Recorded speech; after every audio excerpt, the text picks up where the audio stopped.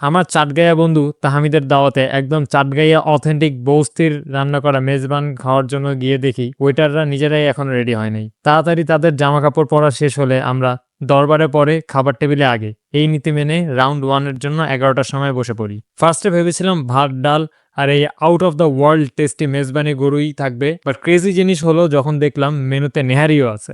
And নেহারির size আমাদের সবার মাথার চেয়েও বড়। নেহারের সাথে টানা কিছুক্ষণ কুস্তি করার পর খাওয়া শেষ করে দেখি এখানে আসলে একটা প্রোগ্রামও চলতেছে, বাট হু কেয়ার্স।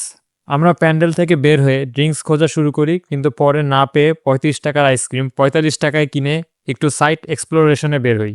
ঘুরতে ঘুরতে দেখি 2টা বেজে গেছে, তাই সেকেন্ড রাউন্ডের জন্য প্যান্ডেলে গিয়ে দেখি মানুষ স্যান্ডেল সুন্ডেল ফালায় দৌড়াচ্ছে খাওয়ার জন্য।